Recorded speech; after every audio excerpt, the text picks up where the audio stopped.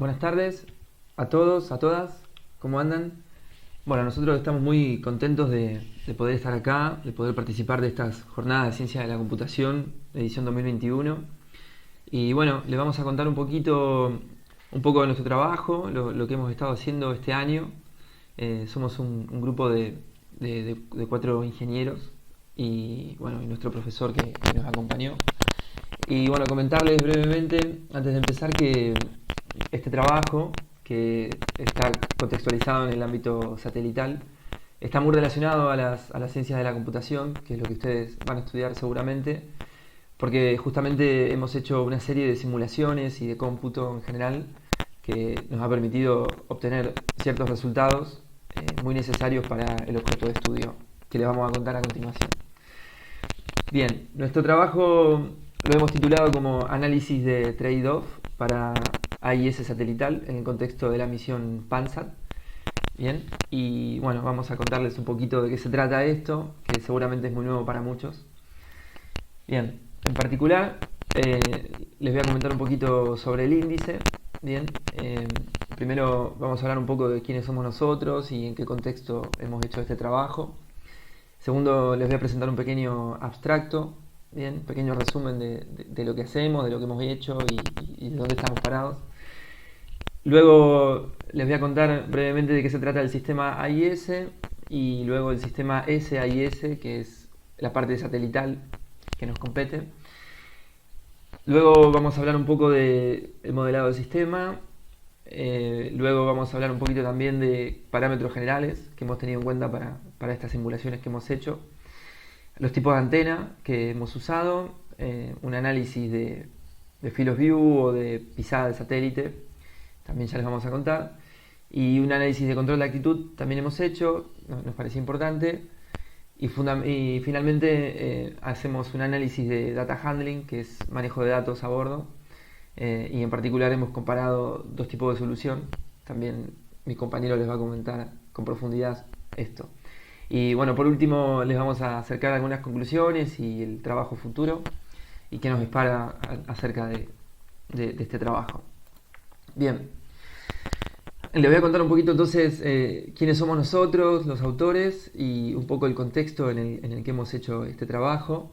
Bien, nosotros somos 4 estudiantes de maestría, es decir, de posgrado en la Agencia Espacial Argentina, en la CONAE. En particular estamos en la sede del Centro Espacial, que queda en Falda del Carmen, acá en provincia de Córdoba. Así que estamos todos radicados acá en la provincia. Y bueno, somos, les decía, cuatro ingenieros. Yo soy Guido y bueno, mis compañeros son Matías, Maiko y Neira, que se van a ir presentando a continuación. Y bueno, contarles que bueno, hemos sido supervisados por nuestro profesor y nuestro director, doctor Juan Fraire, que también agradecemos su colaboración y su predisposición siempre. Y bueno, contarles un poquito de la misión PanSat. Bueno, nosotros en CONAE, obviamente, como es la agencia espacial, nos dedicamos casi exclusivamente a los satélites y al estudio de satélites. En particular, bueno, todo lo relativo a un satélite, a una misión satelital, desde el diseño del sistema hasta la parte de comunicaciones y diseño de enlaces, estructuras y todo lo que concierne a una misión. Y bueno, en particular, nosotros estamos trabajando en una misión que se llama la misión PanSat, que promete ser la primera misión del país Panamá. Uno de nuestros compañeros, la compañera Neira, es una compañera panameña, así que ella les va a contar también un poco. Esta misión consiste en 2 nanosatélites.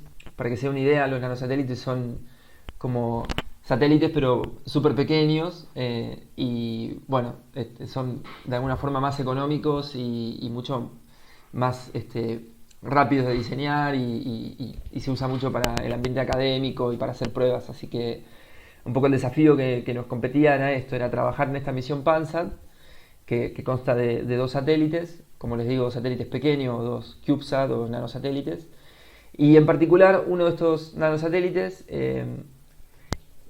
llevaría una carga útil, es decir, un instrumento que es un detector de barcos, se llama receptor AIS, y bueno, eso es lo que les vamos a contar hoy. ¿Qué es AIS? ¿De qué se trata esto de detectar barcos en el mar y en el alta mar? Y cómo podemos hacer esa detección de barcos desde un enfoque satelital, o sea, desde un satélite que está pasando por el espacio y recolecta datos de los barcos. Y van a ver cómo la ciencia de la computación, en particular, nos ayudó muchísimo para poder hacer todo el cómputo y toda la serie de algoritmos que hemos tenido que desarrollar para poder simular este escenario antes de que se lance el satélite, por supuesto. Y bueno, el proyecto de ITELAN es un poco el que lleva adelante a este proyecto PanSat que les estoy contando, y bueno, corresponde a la Universidad Tecnológica de Panamá. Muy bien. Bueno, ahora sí les voy a hacer un pequeño resumen y un abstracto, porque no he comentado nada todavía de qué es lo que estamos haciendo y para qué lo hacemos. Bueno, el sistema AIS o Satellite AIS es una solución tecnológica satelital, porque implica el uso de satélites, en particular satélites de baja órbita o satélites LEO, y permite o habilita la posibilidad de poder detectar barcos y embarcaciones en general en el mar y en el alta mar a nivel global. Es decir, como el satélite orbita y pasa por toda la Tierra, de repente uno pudiera detectar barcos en cualquier parte del mundo. Bien, un poco el objetivo de este trabajo era simular ese escenario, simular ese satélite orbitando y poder estimar mediante algoritmos y simulaciones que hemos hecho en software. Hemos usado grafos, que son una gran solución para la computación para poder modelar objetos y sistemas. Y bueno, con esos resultados de estas simulaciones lo que hemos hecho fueron análisis y poder estimar cuántos barcos se podían detectar en una pasada satelital, porque imagínense que son como un montón de barcos transmitiendo mensajes de posición y de identificación, y el satélite pasa a una velocidad muy rápida, ve un montón de barcos a la vez, y es muy probable que todos esos mensajes que esos barquitos mandan se colisionen entre ellos y se pierdan. Entonces un poco el objetivo del trabajo era poder identificar cuántos barcos se podían identificar. Bien. Bueno, ahora les voy a contar un poquito y muy brevemente de qué es el sistema AIS, o sea, no la parte satelital todavía, sino el sistema en sí. Y el sistema AIS, bueno, es un sistema para identificación automática de barcos y embarcaciones. Bien, permite el seguimiento de barcos en el alta mar y en el mar, pero también habilita a que la navegación sea segura. Es decir, un barco transmitiendo mensajes y recibiendo mensajes AIS puede saber qué barcos tiene alrededor y por ende evita chocarse con esos barcos porque sabe dónde están. Así que por eso permite que la navegación sea más segura, y también permite conocer cuáles son los barcos que están alrededor mío, cuáles son sus identificaciones, qué porte llevan, qué tipo de barcos son, hacia dónde se dirigen, etc. Todo lo que sea relativo a la navegación de mar y alta mar se hace con este sistema AIS. Bien, esto utiliza un sistema que se llama Self-Organized Time Slot Division Multiplex Access, que no vamos a profundizar mucho, pero para que entiendan brevemente, consiste en organizarse entre los barcos, a ver en qué momento transmite cada uno. Entonces es como que están muy organizaditos, y con eso evitan transmitir de manera simultánea. Bien, una de las ventajas que tiene esto es que la misma curvatura de la Tierra desde el mar tiene una línea de vista de 100 kilómetros. Entonces esto implica que dos barcos que estén alejados a más de 100 kilómetros no van a poder recibir los mensajes que transmiten, y por lo tanto se considera que están en sistemas distintos o que no van a colisionar.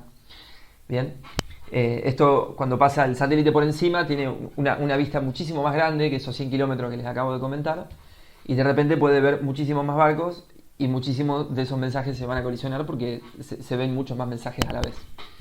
Bien, es un sistema que está diseñado y que funciona muy eficientemente en el mar y en el alta mar, pero no fue pensado originalmente para que sean recibidos o receptados esos mensajes desde un satélite. Ese es un poco el desafío que nosotros proponemos.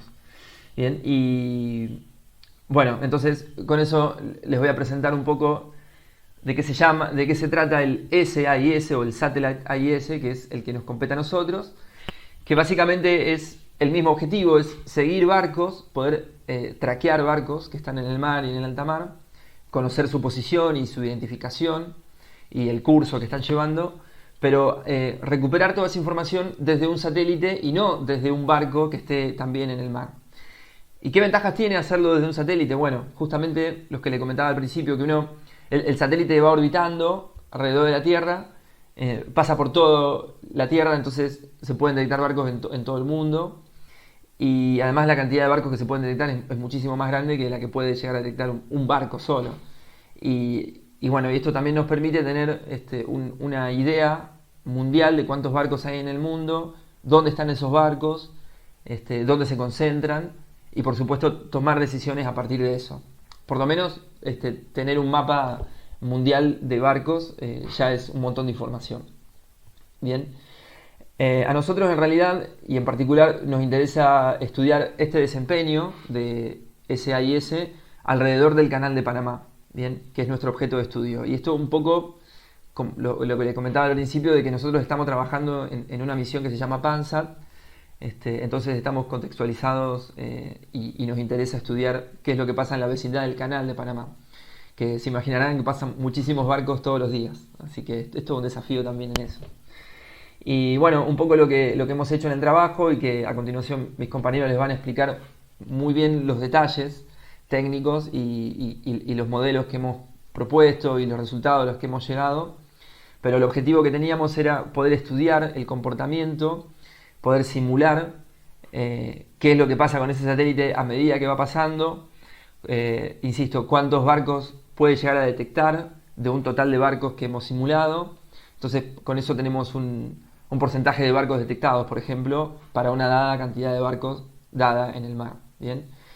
Y además aprovechamos y hemos hecho distintos tipos de simulaciones, por ejemplo, probando distintos tipos de antenas, a ver el desempeño que da el satélite cuando ponemos una antena, cuando probamos con otra antena, el control de actitud que tiene que ver con la estabilidad que tiene el satélite, si está a los tumbos o si se está moviendo mientras está orbitando o si está quietecito.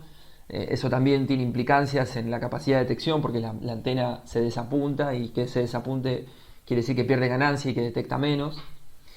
Y bueno, toda esta serie de parámetros y de configuraciones nos viene maravilloso para esta misión y para tomar decisiones acerca del diseño justamente de esta carga útil que es un receptor de mensajes AIS o un receptor de mensajes de barcos. Así que bueno, los voy a dejar con mi compañero a continuación y bueno, gracias.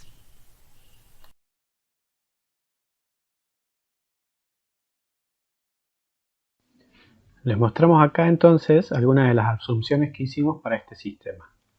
Para el canal, que es el medio por el cual se transmite la onda electromagnética y en definitiva por donde viaja la información, primero utilizamos un sistema de coordenadas ESI, que es un sistema de coordenadas fijo centrado en la Tierra, que se utiliza comúnmente en el ambiente espacial y lo aplicamos tanto a los satélites como a los barcos. Luego consideramos la posición de los barcos estática, ya que su velocidad en el mar es despreciable frente a la velocidad de los satélites en órbita baja o en órbita LEO. Un satélite puede tener comúnmente una velocidad de 7 km por segundo, por lo tanto la velocidad de los barcos es prácticamente despreciable.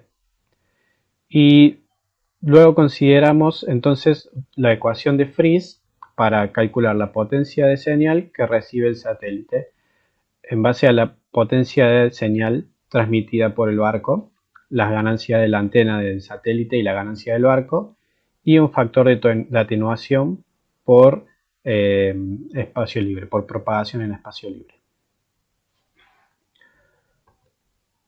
Continuando con estas asunciones, consideramos tres tipos de antenas, dos utilizadas por el satélite y una por los barcos.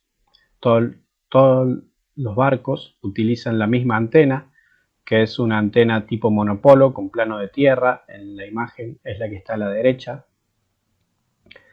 Y el satélite utiliza dos tipos de antenas, un monopolo con un patrón de radiación casi esférico, es la imagen de la izquierda, y un dipolo cruzado con un patrón de radiación que ya es un poco más direccional, pero es simétrico, la imagen central. Estas tres antenas las modelamos y las simulamos basadas en antenas de tipo comercial disponibles actualmente en el mercado. Con respecto a la actitud del satélite, consideramos dos modos.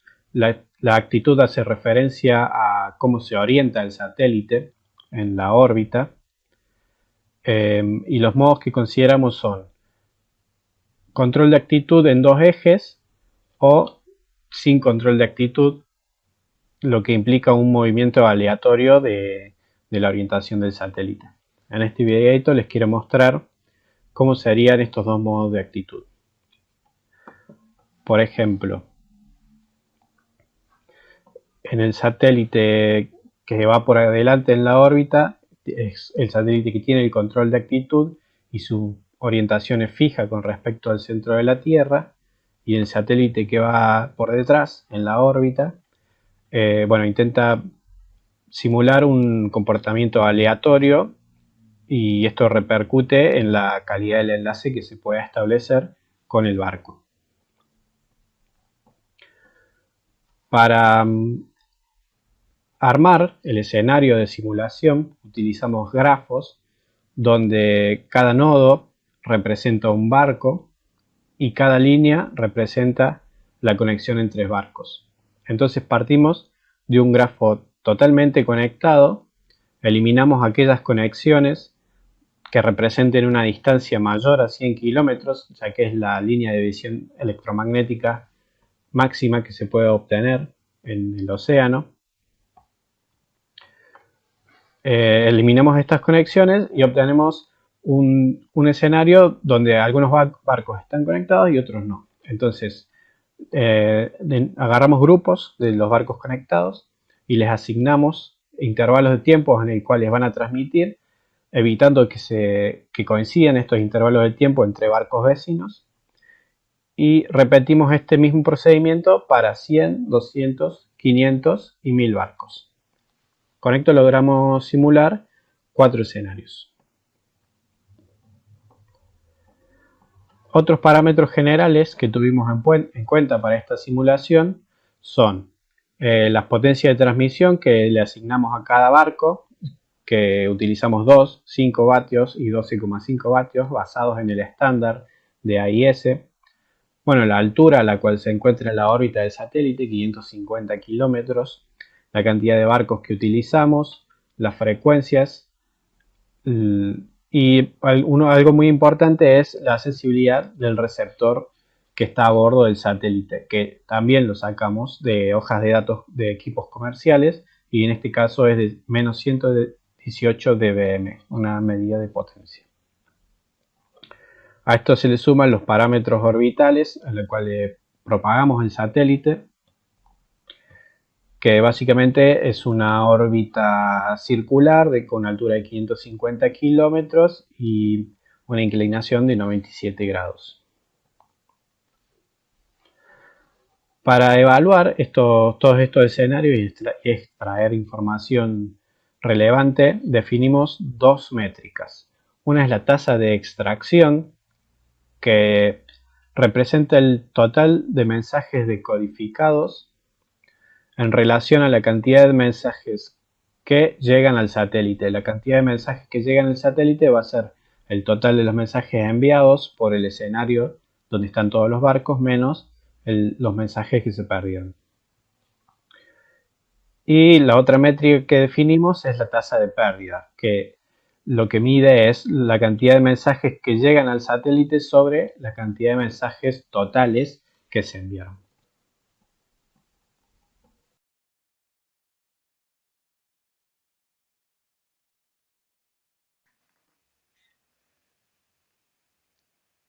Hola, soy Neira y a continuación les contaré un poco más del trabajo que hemos realizado.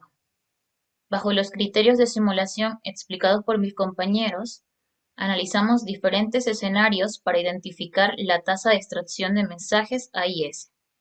Es decir, que comparamos la cantidad de mensajes decodificados frente a los mensajes que llegan al satélite, bajo varios escenarios de simulación. De acuerdo a esto, yo les hablaré de cuál es la tasa de extracción de mensajes AIS respecto a dos tipos de antenas utilizadas en el receptor AIS ubicado en el satélite. El impacto de la tasa de extracción de mensajes de diferentes ángulos de visión o el field of view de la antena instalada en el satélite. Y cuál es el rendimiento cuando el ADSS, sistema de control de actitud, está encendido y cuando está apagado. Ahora bien, el análisis del tipo de antena. Para este análisis comparamos el rendimiento de dos tipos de antenas, la antena dipolo cruzado y la monopolo. En la imagen de la presentación pueden observar el diagrama de radiación de estas antenas. Los parámetros que utilizamos como constantes durante toda esta simulación son los que se muestran a la derecha. Como pueden observar, para cada una de estas embarcaciones simuladas, utilizamos una antena monopolo con plano de tierra, que tiene el diagrama de radiación mostrado. Y además, asumimos que el ADSS, el control de altitud, está activo, es decir, que apunta la antena del satélite siempre a la dirección nadir, es decir, hacia el centro de la Tierra, y que el lóbulo principal de la antena está en esa dirección. Como pueden ver, la antena del satélite apunta en todo momento hacia el centro de la Tierra. Dicho de otra manera, los parámetros mostrados los utilizaremos para simular el comportamiento tanto de la antena monopolo como el de la antena dipolo cruzado, con el propósito de comparar los resultados obtenidos. Resultados. En la figura se muestran los resultados que obtuvimos para las dos antenas receptoras, S y S mencionadas. A la izquierda, la antena monopolo y a la derecha, la antena dipolo cruzado. En el eje horizontal graficamos la cantidad de embarcaciones simuladas y en el eje vertical la tasa de extracción de mensajes. Podemos ver que la tasa de extracción disminuye a medida que aumenta el número de embarcaciones. Esto se debe al aumento de colisiones. Cuando se da una colisión, los mensajes se descartan, por lo que para más embarcaciones, más colisiones y menor tasa de extracción. Este comportamiento ocurre para ambas antenas. Por otro lado, observamos que el tipo de antena no fue significativamente relevante en la tasa de extracción. En todos los casos, la diferencia en la tasa de extracción es inferior al 1%. Por ello, podemos concluir que el tipo de antena utilizada no genera una gran diferencia en la tasa de extracción de mensajes, y a mayor cantidad de embarcaciones, menor tasa de extracción de mensajes. Análisis del campo de visión. El campo de visión se refiere a la huella de la antena del receptor AIS del satélite sobre la superficie terrestre al pasar sobre el área de interés, en donde recopila los mensajes AIS de las embarcaciones. En este caso, analizamos el impacto de este campo de visión de la antena del satélite para diferentes ángulos de visión. Estos ángulos son de 45, 55, 60 y 67 grados, como pueden observar en las imágenes. El área de cobertura a 45 grados es menor que para 67 grados. Este ángulo de 67 grados corresponde al ángulo máximo que impone la altitud del satélite, que es de 550 kilómetros, que es uno de los parámetros utilizados en toda la simulación. Además de variar los distintos ángulos de visión, los parámetros que utilizamos son los que se muestran a la derecha. Solo realizamos el análisis para la antena dipolo cruzado, para el receptor AIS, y consideramos que el control de actitud está encendido y que la antena de las embarcaciones es una antena monopolo con un plano de tierra. Los resultados que obtuvimos. Para este caso, graficamos la tasa de extracción que se encuentra a la izquierda y la tasa de mensajes perdidos que se encuentra a la derecha. Los resultados muestran que un campo de visión de 55 grados proporciona la tasa de extracción máxima, pero también la tasa de pérdidas más alta. Además, se puede observar el mismo comportamiento que en los otros casos que hemos analizado. A medida que aumenta la cantidad de embarcaciones, disminuye la cantidad de la tasa de extracción a causa de las colisiones. Dado que la tasa de extracción es una medida directa del seguimiento de los buques, llegamos a la conclusión de que este es el equilibrio de diseño óptimo para la misión. Esto se debe a que para menos field of view se detectan más buques y por ende hay más pérdidas debido a las colisiones. Análisis del control de actitud. En esta parte analizamos el rendimiento del sistema cuando el ADCS, el sistema de control de altitud, está encendido y cuando está apagado. Pueden observar en la figura que cuando el control de actitud está encendido, la antena del AIS del satélite siempre apuntará hacia Nadir, es decir, que siempre estará apuntando hacia el centro de la Tierra. Y cuando el control de altitud está apagado, el satélite va a los tumbos. Por ende, la antena no está dirigida en todo momento hacia el centro de la Tierra. El análisis lo realizamos para los dos tipos de antena en el satélite, la dipolo cruzado y la monopolo. Y consideramos, al igual que en los otros casos, una antena monopolo con plano de tierra en las embarcaciones.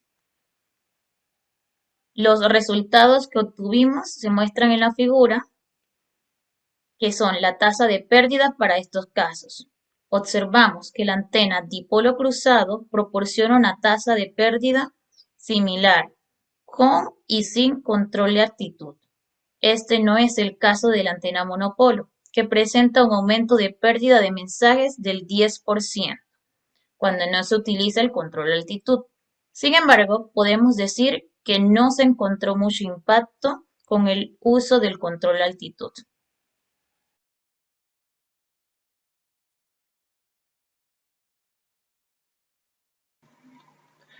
Bueno, mi nombre es Matías y les estaré hablando sobre el último análisis que hemos realizado, el cual fue el análisis del manejo de datos.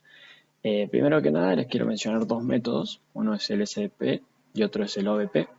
El primero de ellos, Onboard Processing, OBP, es el método. En este método cada barco transmite los distintos mensajes de IS.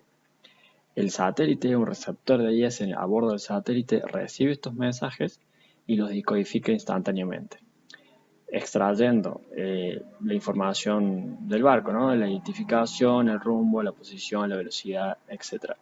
Almacena toda esta información en la memoria a bordo del satélite y luego, cuando tiene contacto con las distintas estaciones terrestres, descarga la información ya decodificada a tierra para su distribución. El otro método es el SDP, Spectrum Decollision Processing. En este método, el satélite recibe la señal de RF y la almacena tal cual la recibe. La digitaliza y la almacena, sin aplicar ningún tipo de procesamiento. Luego, cuando tiene contacto con las estaciones terrenas, descarga toda esta información a tierra y en tierra se realiza el procesamiento. A lo largo de esta presentación venimos hablando de que el principal problema es la colisión entre dos mensajes. Cuando dos mensajes llegan al satélite con similares niveles de potencia, es muy probable que ninguno de los dos mensajes pueda ser decodificados utilizando OBP. Es ahí donde aparece SDP, el cual aplica procesamientos mucho más complejos y procesamientos que requieren mucho más gasto computacional, pero logra que a través de un proceso de colisión de espectros, logra decodificar uno o los dos mensajes colisionados, logrando así mayor cantidad de mensajes recibidos, ¿no? Es lo que se quiere. El problema de SDP es que, bueno, es mucho más costoso a nivel computacional, requiere almacenar mayor cantidad de datos, el procesamiento se realizará en tierra, eh, a diferencia del OVP que se realiza a bordo del satélite. Se implica distintas cuestiones, sobre todo cuestiones de a nivel computacional y de descarga de datos. Continuando, vamos a suponer los siguientes puntos. Bueno, según el proyecto PanSat, vamos a contar con dos estaciones terrenas, una en Argentina y otra en Panamá. Vamos a tener un tiempo promedio de acceso a la región de interés de 186 minutos. Esta región de interés va a estar definida como un círculo alrededor del canal de Panamá, de un radio de 3.000 kilómetros. Dentro de esta región vamos a contar con 2.000 embarcaciones y que cada una de estas embarcaciones transmitirá un mensaje por minuto. El satélite contará con una antena de un dipolo cruzado con un field of view de 60 grados. Se espera que el satélite cuente con control de altitud, control de orientación activo, lo que hará que la antena siempre esté apuntando a tierra. Y según nuestros resultados anteriores, esperamos recibir el 60% de los mensajes utilizando el OVP. Bueno, considerando estos puntos, más que cada mensaje de AIS tiene un tamaño útil, ¿no?, de información de 168 bits, si solamente utilizamos OVP, tenemos una generación de datos aproximada de 18 megabits por día, utilizando OVP. En el caso que utilicemos SDP, revisando información técnica de distintos receptores de AIS comerciales para satélites, para CubeSat, pudimos determinar que normalmente lo típico es que se utilicen 2 canales de AIS y que por cada canal de AIS cuenten con 2 ADC. Estos ADC son convertidores analógico-digital que se utilizan para digitalizar la señal de RF que recibe el satélite. Estos ADC tienen una resolución de 16 bits y una frecuencia de muestreo de 96.000 muestras por segundo, lo que da una generación de datos estimada de 5.85 megabits por segundo. Entonces, a lo largo del día vamos a tener una generación aproximada de 64 gigabits por día, utilizando SDP. Entonces, si contamos con una sola estación terrena, la de Panamá, el primer caso, tendríamos una visibilidad, un contacto entre el satélite y la estación terrena de Panamá de 23 minutos en promedio por día, lo cual va a requerir 13,26 kilobits por segundo si utilizamos el método OVP y 47.37 megabits por segundo si utilizamos SDP. Si solamente consideramos la estación terrena argentina, tenemos 28 minutos de contacto, requiriendo 10.89 kilobits por segundo para OVP y 38.9 megabits por segundo para SDP. Y si consideramos las dos estaciones terrenas, lo cual es el mejor caso, tenemos un tiempo de contacto total por día de 51 minutos. Y para este caso vamos a requerir 5.9 kilobits por segundo para OVP y 21.3 aproximadamente megabits por segundo para SDP. Bueno, acá vemos la principal diferencia entre los dos métodos, ya que para OVP, con un transmisor de UHF o banda S, que son más económicos, ya satisface los requerimientos, mientras que para SDP es necesario utilizar ya banda X, lo cual los transmisores y receptores de banda X son mucho más costosos y consumen mucho más energía. Bueno, para concluir el trabajo, el principal punto son que identificamos puntos claves para el proceso de diseño de la misión, ya sea el tipo de antena que se utilizará, si se tiene o no control de altitud, el field of view de la antena, qué tanto afecta, y por último también ya consideramos qué tanto afecta la estrategia de procesamiento que se utilice. El otro punto a destacar es que el tipo de antena y la orientación no terminan siendo tan relevantes según nuestros resultados. Otro punto es que SDP podría incrementar el número de mensajes decodificados, pero implica recursos más costosos, tanto contar con un transmisor de banda X, consumir más potencia, mayor almacenamiento en el satélite, etc. Es más complejo el sistema. También otro punto que destacamos es que utilizando OVP, nosotros esperamos decodificar el 60% de los mensajes que los barcos transmitan en regiones de alta densidad.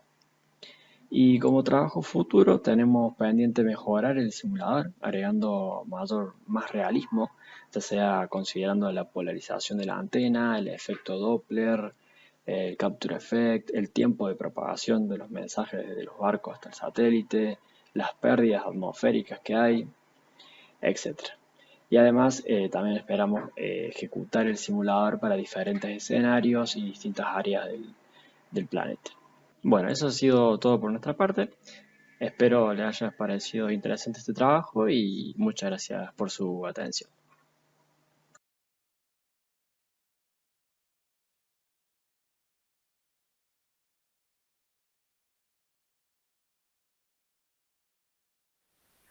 Bueno, bueno, muchas gracias por la charla, Guido, Maiko, Neira, y me está faltando Matías también, que me está faltando, pero bueno, hoy nos acompañan Guido y Maiko. Bueno, no sé si te parece, Santi, ahí ya nos están llegando preguntas que fueron recolectando nuestros moderadores que están ahí trabajando muy duro detrás de toda la organización de la jornada. Así que bueno, si les parece, arrancamos con la sesión de preguntas y respuestas. Ok. Primera pregunta. ¿Pueden contarnos la motivación o inicio del proyecto?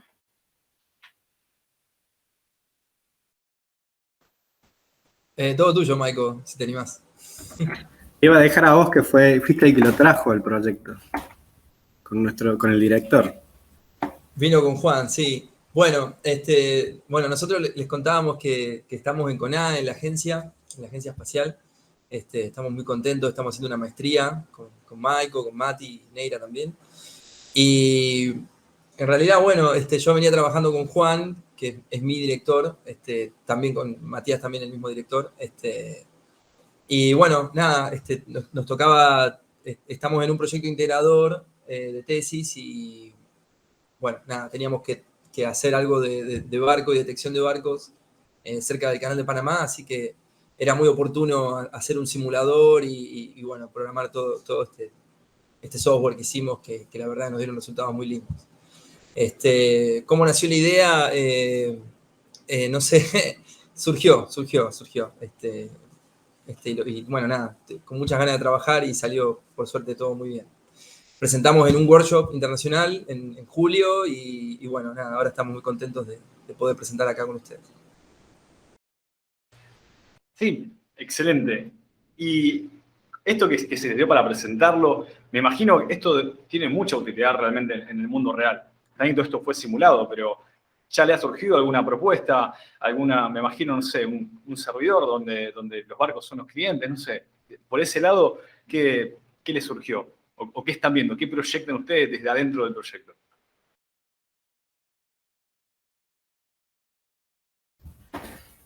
Bueno, sí, como Guido mencionó, esto surge más que nada como un proyecto en paralelo a uno que ya veníamos llevando a cabo en la CONAE, que era el proyecto integrado, y de hecho sí se implementa un montón estos sistemas.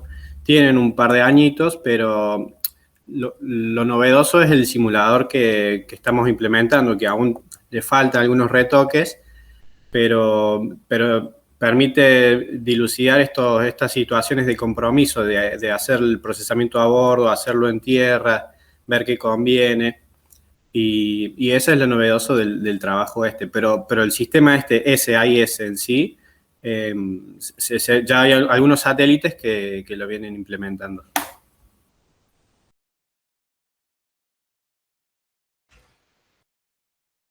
Bueno, seguimos con las preguntas. Hay unas un poco más técnicas.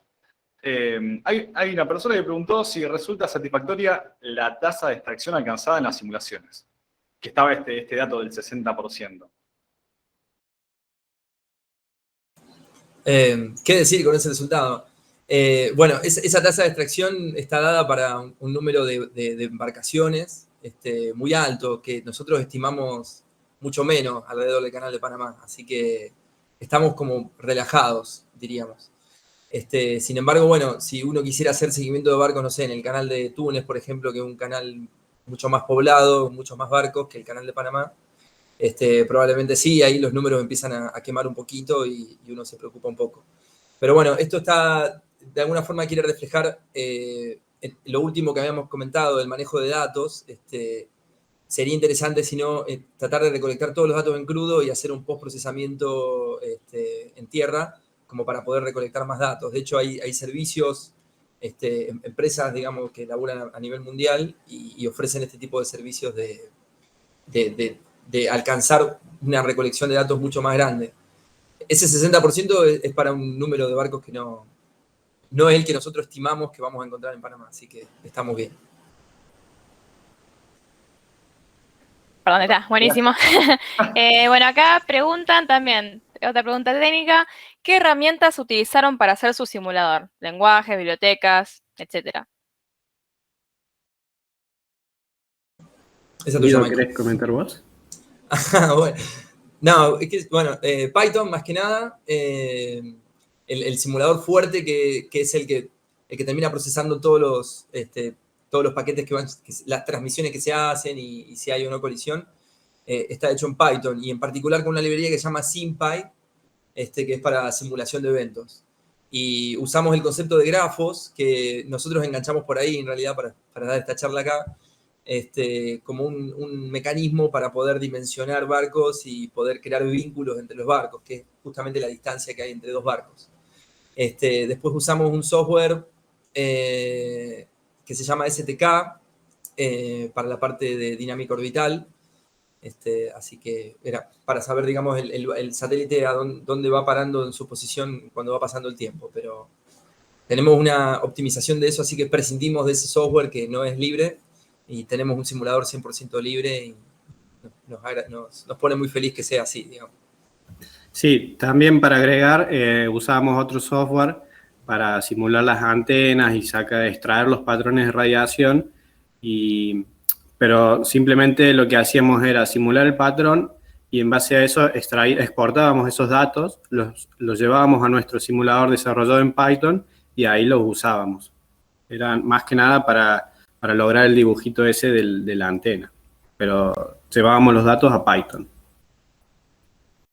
Buenísimo. Bueno, justo que mencionás eso, podemos enganchar con otra pregunta que también está relacionada. ¿Se les ocurre que utilizar otro tipo de antena hubiera dado mejores resultados, tal vez? Bueno, sí. No necesariamente mejores resultados, habría que estudiarlo. Podemos utilizar antenas un poco más direccionales, darle un poco más de actitud al satélite. Hay varios puntos ahí para tocar, incluso con la polarización de la antena, que es algo que no simulamos, pero es un tema muy importante. Así que sí, se pueden utilizar otras antenas. Nosotros agarramos las dos más básicas, por así decirlo, que a la vez nos basamos en antenas comerciales, ¿no? Que se consiguen en el mercado listas para ser lanzadas en satélites. Las otra antena quizás ya implica un poco más de desarrollo propio y por eso no nos quisimos meter tanto ahí, porque todavía estamos enmarcados en el proyecto satelital de Panamá. Pero sí, se puede hacer el análisis con otro tipo de antenas. Es algo que nos queda pendiente de realizar. Sí, para agregar lo de Michael, nosotros teníamos una hipótesis que era si logramos conseguir una antena que sea extremadamente directiva, tiene que ser muy directiva, de repente la región que estamos viendo en el mar va a ser una región menor y por lo tanto son menos barcos los que vamos a poder ver y podríamos levantar ese índice, ese 0,6, ese 60% digamos, de paquetes decodificados. Pero bueno, en el mercado las antenas que hay en estas frecuencias, que son VHF y UHF, no proveen esa capacidad de directividad que buscábamos, así que, y como bien dice Michael, nosotros estamos enmarcados en un proyecto real, con antenas reales y tenemos que operar con eso, digamos. Es un poco lo que el mercado nos ofrece. ¿Cómo andamos con el tiempo, Aldu? Bueno, son casi las 6 de la tarde. Si querés, metemos una preguntita más. Dale. Yo tengo una por ahí, ¿o te parece de algunas de las que tenemos en backup? Mándale.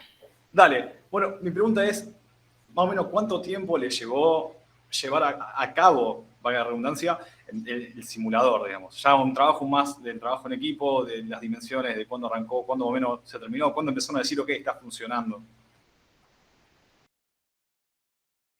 La historia del simulador. Es un caballito de batalla el simulador ese. Es multifunción.